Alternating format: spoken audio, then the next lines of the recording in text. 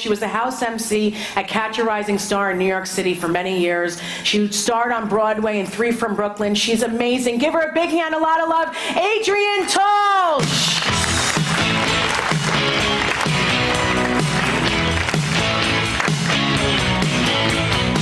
You are an amazing audience. Last night, not so good. Well, there was a lady in the back who couldn't hear, so she starts yelling, "Did she say gallbladder or it doesn't matter?" And there was a guy who went to the bathroom 3 times during the show, didn't even leave his seat. So...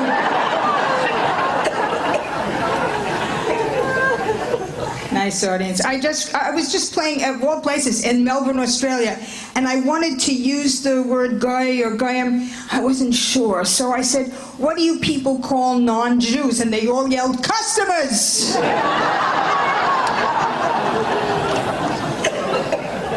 So, I'm from Brooklyn, New York originally. I love Florida. There's always people from Brooklyn in the audience. It's great. I went back to visit my old high school. It's all different now. It's a gay bar. Same teachers. And growing up in Brooklyn, of course, when I was a teenager, I dated Jewish boys, and I got older, I dated a lot of Jewish guys who lived with their mothers, and I dated one guy who was so Jewish, he lived with another guy's mother. It's always a little after. And I've been married 3 times. First time I married a professional putz.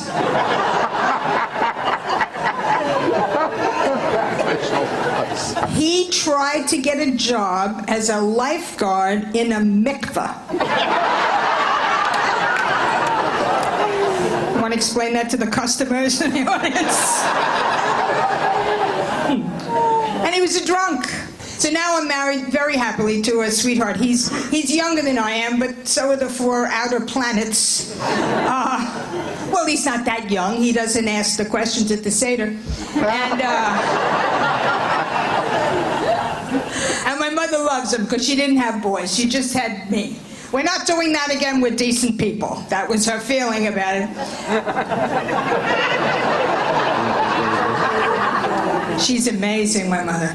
She's 86 years old, no will.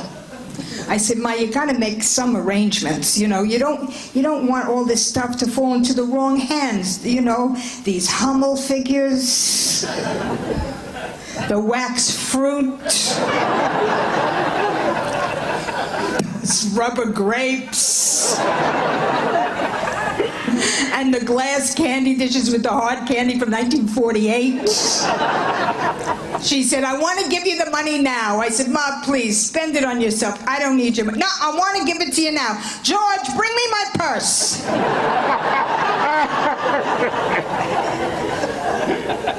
She's great. If you were, all you have to know about my mother is if you were calling to call her, her outgoing message on the machine is this: "This is Betty. I can't come to the phone right now. I can't be 2 places at once."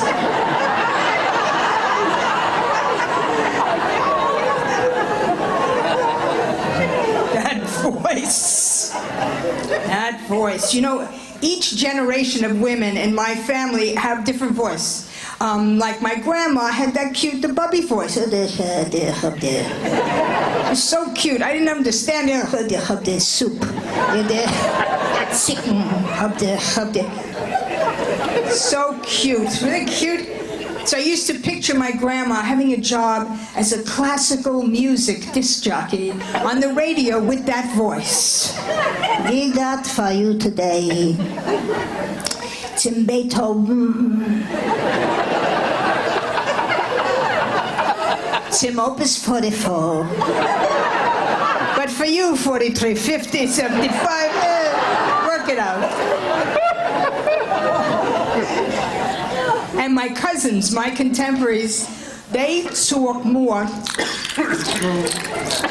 like this here. Because this part of my family got a couple of dollars. They moved out of the city to, Long Island, where the gum is cheaper, I guess. I don't know. But none of them them have the nose jobs because the noses turn up naturally just to get away from that mouth.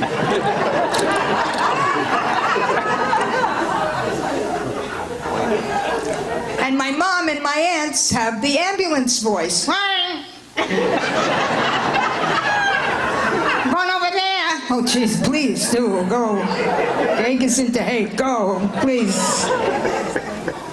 You can't get a lot of jobs with that voice.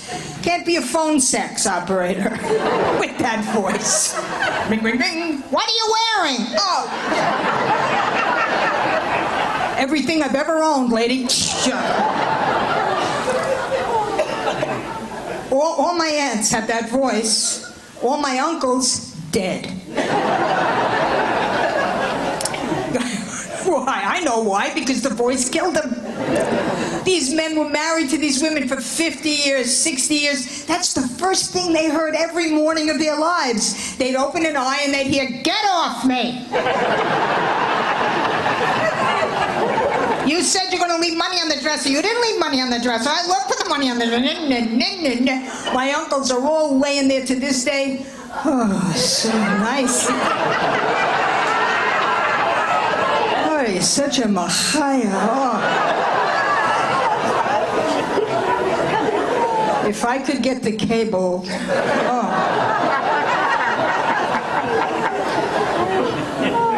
I forgot about one uncle still alive, my Uncle Herbie. I always forget about Uncle Herbie because he's in prison. Yeah, he was arrested for being cheap. You can't be a cheap counterfeiter. You've got to print on both sides of the bill.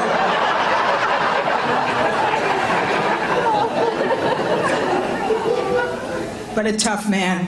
In fact, the toughest Jew I've ever known. He would fly on, what's that German airline? Lufthansa. He flied on Lufthansa and ordered a kosher meal. And the other reason I know he's tough is that he never whined. I never heard him whine. There are a lot of Jewish guys, I don't feel good.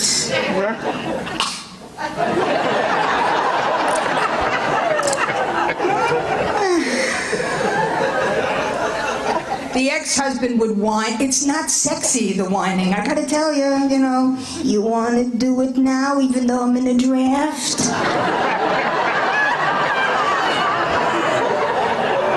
Not even for a really good gift. Yeah? And what if Adam had whined when Eve went up to him with the apple, huh? Adam, take a bite of this apple. Did you wash it first? Allergic.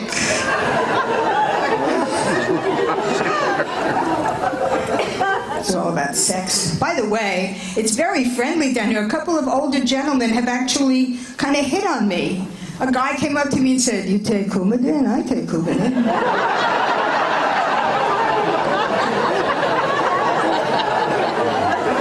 Nice. You take Coumadin.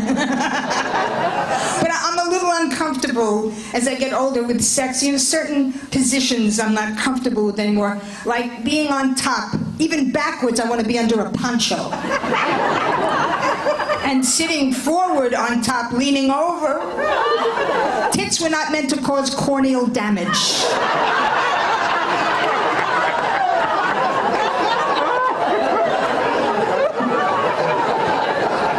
Yeah, very nice. I'm going to leave you with a tip for the ladies in the audience and the strange man. You can do this.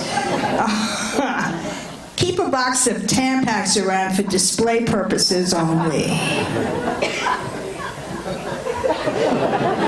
Put it in the bathroom, leave it open a little bit. People come over and say, "How old could she be? Look, it's still happening, bro." And you is certainly happening for me. Thank you so much.